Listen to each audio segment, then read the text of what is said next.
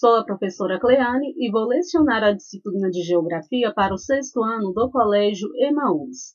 Sexto ano, essa aula será a correção das atividades que eu deixei na aula anterior. Lembrando que a página 201 tem que enviar para o WhatsApp da escola, tá bem? Vamos lá então, página 197, número 1. Por que a inversão térmica gera riscos à saúde das pessoas? Lembrando que inversão térmica é um fenômeno, né? É um processo que acontece nos grandes centros urbanos, onde o ar frio, gente, ele fica parado, ele fica estagnado, não há troca do ar frio com o ar quente. E por que esse processo, então, que este fenômeno gera riscos à saúde? A inversão térmica, quando ocorre, o ar frio ele fica estagnado e ele fica parado das camadas mais baixas da superfície e carregado de poluentes. Se ele fica parado nas camadas mais baixas, carregados de poluente, as pessoas vão estar respirando este ar poluído. Então, pode causar problemas respiratórios, agravamento de doenças cardíacas, irritação nos olhos, tonturas, náuseas e dor de cabeça. Número 2. No município em que você vive, é possível observar fenômenos como das ilhas de calor ou da inversão térmica? Gente, em toda a região urbanizada, onde possui construção de edifícios, construção de prédios, as vias são asfaltadas, onde a arborização ela é menor, onde a emissão de poluentes também é maior, seja por indústria, seja por veículos, vai haver estes dois fenômenos, tanto das ilhas de calor quanto da inversão térmica. Então, geralmente nos grandes centros urbanos, principalmente aqueles que possuem alto nível de industrialização e muitos veículos pelas ruas, ocorrem estes dois fenômenos. Página 200.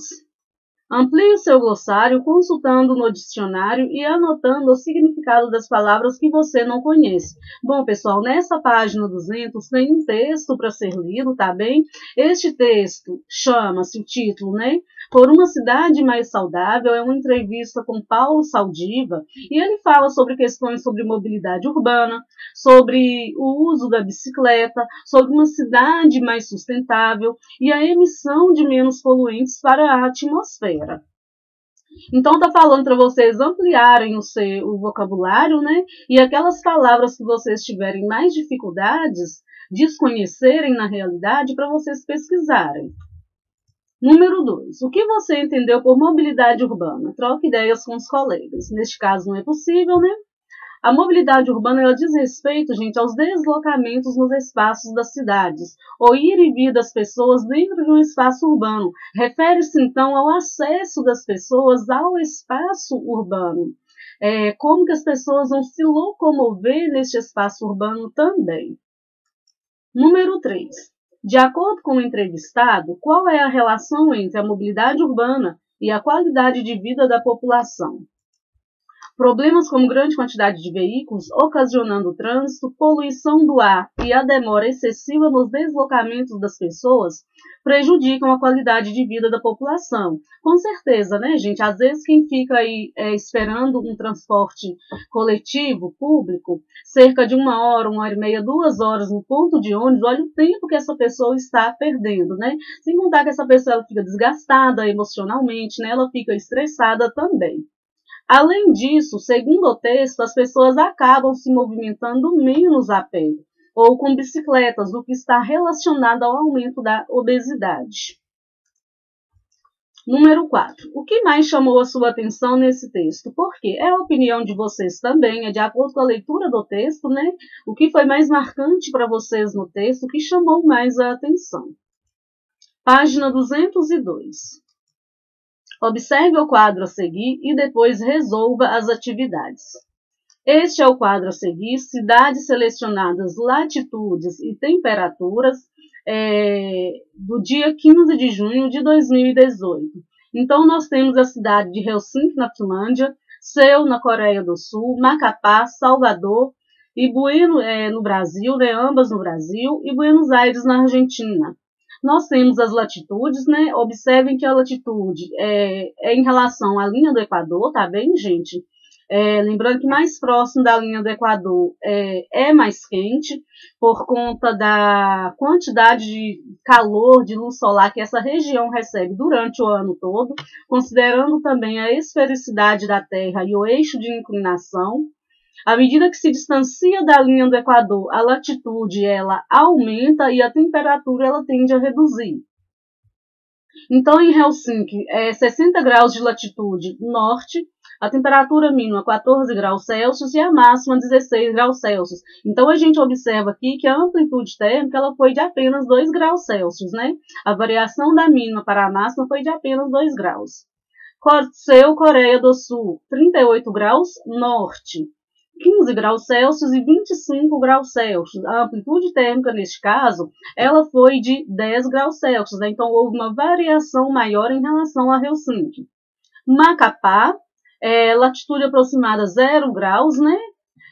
Temperatura mínima 20 graus Celsius e máxima 32 graus, 24, né? E máxima 32. Então, a amplitude térmica aqui, a gente pode perceber que são 8 graus Celsius, né? Salvador, latitude aproximada 13 graus sul, temperatura mínima 22 graus e temperatura máxima 30 graus. Também a amplitude térmica aqui é de 8 graus. Buenos Aires, latitude aproximada 35 graus ao sul, temperatura mínima 7 graus e temperatura máxima 12 graus. A amplitude térmica aqui ela foi de 5 graus. Então, vamos lá para o que está sendo pedido. Tomando por base a data dos dados, em que estações do ano estavam as localidades representadas na tabela? As cidades localizadas no hemisfério norte estavam na primavera e as cidades do hemisfério sul, Salvador e Buenos Aires, estavam no outono. Quanto a Macapá, atravessada pela linha do Equador, portanto, parte no hemisfério norte e parte no hemisfério sul, apresenta calor praticamente durante o ano todo. Letra B. Em quais latitudes ocorreram as maiores temperaturas? Por quê?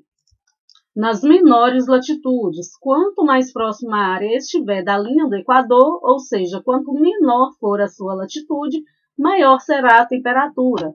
Inversamente, quanto mais distante ela estiver da linha do Equador, maior latitude, menor será a temperatura, como já foi dito, né? Como nós, inclusive, já vimos. Número 2. Você provavelmente já ouviu falar que não deve se expor ao sol sem protetor solar. Responda. Como isso se relaciona com o gás ozônio? O gás ozônio é o gás presente na camada de ozônio, né, gente? Sendo a camada de ozônio que está presente na estratosfera e é responsável por filtrar os raios ultravioletas que podem fazer mal à saúde. Por isso, atualmente, há tanta preocupação, né, com a destruição da camada de ozônio. Letra B. Em que camada da atmosfera fica a maior parte desse gás? Na estratosfera. Muitas pessoas usam as palavras tempo e clima como se fossem sinônimos. Você consegue diferenciar esses dois conceitos? Escreva na frente de cada frase uma das duas palavras de acordo com o contexto ao qual se referem. Lembrando que tempo atmosférico são as condições momentâneas, né? O tempo atmosférico ele pode se alterar rapidamente, né? Em questões de horas. De manhã pode estar chovendo, de tarde pode estar sol, de manhã pode estar nublado, de tarde pode estar ensolarado, né? Então, este é o tempo atmosférico. É aquele que muda com mais dinamismo, né? Diferente do clima, que é algo mais demorado, né? Que é algo mais... Podemos dizer assim que o clima, ele é a sucessão, então, do tempo atmosférico, é o conjunto do tempo atmosférico ao longo dos anos. Então, vamos lá. Hoje está muito frio. Hoje. Então, amanhã pode estar quente, né? Ontem podia estar chovendo. Então, isso aqui refere-se às características momentâneas, ao tempo atmosférico. O sertão do Nordeste brasileiro é quente e seco. Bom, eu não estou falando das características momentâneas, das mudanças do tempo atmosférico. Eu estou falando, gente, de algo que é estático, não, de algo que é característico desta região. O Nordeste brasileiro é quente e seco, então eu estou me referindo ao clima dessa região. Ontem choveu muito na minha cidade. Ontem choveu muito. Hoje pode não chover. Amanhã pode chover de novo. Então, eu estou me referindo ao tempo. A região central do Brasil possui duas estações bem definidas, uma seca e outra chuvosa. Eu estou falando sobre as condições climáticas, né? Então, eu estou me referindo ao clima. Nevou a manhã toda na cidade de Nova York. Eu estou me referindo ao tempo, né? Número 4. Observe o quadro abaixo. Ele registra as temperaturas máxima e mínima em algumas cidades. Temperatura, né, referente ao dia 14 de junho de 2018. As cidades são Moscou, Paris, Santiago e Brasília. Temperatura mínima 8 graus, 19 graus. Paris, 10 graus, 20 graus. Santiago, 9 graus, 15 graus. Brasília, 14 graus, 28 graus. Qual dessas cidades registrou a maior amplitude térmica? Brasília, cuja amplitude térmica no dia 14 de junho de 2018 foi de 14 graus. E qual delas registrou a menor amplitude? Santiago, cuja amplitude térmica no dia 14 foi de 6 graus. Leia o quadro a seguir para responder às atividades. É este o quadro falando da cidade Campos do Jordão, altitude 1.628 metros e Iguapé 3 metros em relação ao nível do mar, tá bem, pessoal? Observem que aqui, diferente das questões anteriores, está tendo como referência a altitude. À medida que a altitude ela aumenta, a temperatura ela diminui, por conta da concentração de gases, tá? Então, Campos do Jordão, temperatura mínima 10 graus e temperatura máxima 15 graus. E Iguapé, temperatura mínima 16 graus e temperatura máxima 21 graus. Letra A. Que relação você observa entre altitude e temperatura? A temperatura diminui com o aumento da altitude. Letra B. Você consegue perceber a influência da altitude na temperatura do lugar onde mora? Aqui em Minas Gerais, gente, só nas regiões de maiores altitudes, nas regiões de serras, né, é que é possível perceber essa influência. Aqui em Belo Horizonte, né, onde nós moramos, em Ibirité, Contagem, a gente não consegue perceber, né, com grande intensidade a influência da altitude. Página 203. Observe o climograma ao lado. Climograma Fairbanks, né, nos Estados Unidos. Observem aqui que essa região, o período de precipitação, de maior precipitação, gente, acontece nos meses de junho, julho, agosto e setembro. É o período também em que a temperatura ela é mais elevada. Então, esse no período do verão, né, nós podemos concluir por conta da temperatura. Então, vamos lá. Qual é o clima de Fairbanks? Clima frio polar. Observem pela temperatura e pela também pluviosidade. Letra B. Qual é a temperatura máxima e a mínima? Em quais meses elas ocorrem nesse climograma? A máxima chega a cerca de 15 graus Celsius, né? Observem aqui pela curva da temperatura, essa linha vermelha, e a mínima cerca de 25 graus negativos, observem, se aproxima de 25 graus negativos. Letra C. As precipitações concentram-se no verão ou no inverno? As precipitações elas se concentram no verão. Como que a gente sabe disso? Por conta da temperatura, né, pessoal? A temperatura ela é mais elevada no período em que chove mais. Observem aqui que a temperatura, no mês de abril, ela já está negativa, tá vendo? Ela começa a elevar no mês de abril e no mês de setembro, ela começa a decair novamente. Número 2. Observem a paisagem. Essa é a paisagem retratando parte do deserto do Saara, né, na África, no continente africano, na Tunísia. Essa imagem ela é de 2016.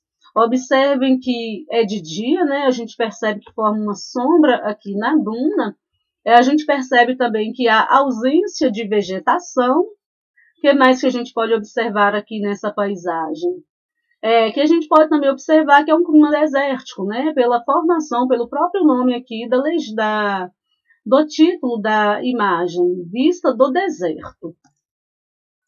Então, letra A, o que mostra a foto? Citem os elementos dessa paisagem que mais chamaram a atenção de vocês. A foto mostra o deserto do Saara, ausência de vegetação, que a paisagem mostra extensas dunas, e em razão das sombras perceptíveis na imagem, é possível induzir que a área recebe sol no momento. Letra B. Que tipo de clima predomina no local mostrado na foto? É o clima desértico, né? Letra C. Como costuma ser o regime de chuvas nas regiões onde predomina este tipo de clima? O regime de chuva muito escassas, né? As chuvas irregulares. Chove muito pouco.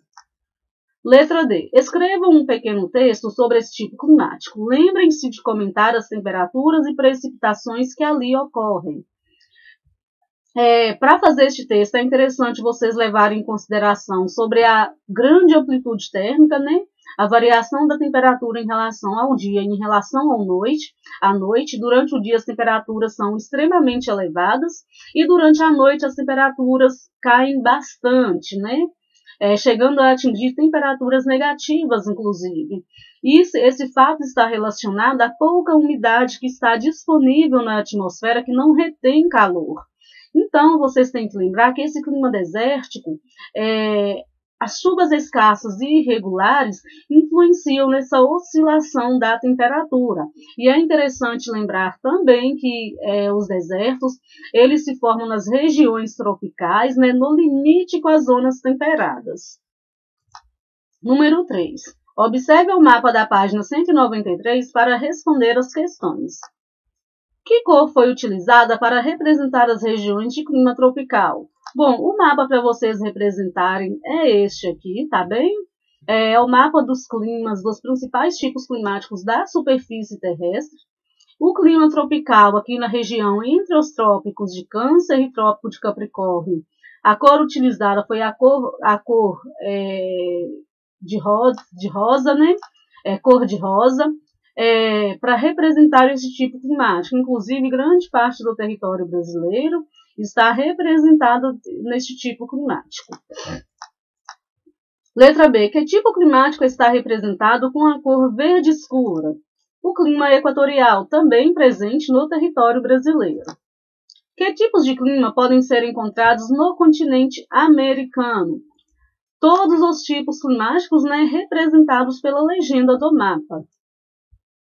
Bom, pessoal, finalizamos então a nossa aula, a nossa correção também. Bons estudos para vocês. Até a próxima aula e lembrem-se, juntos no caminho certo.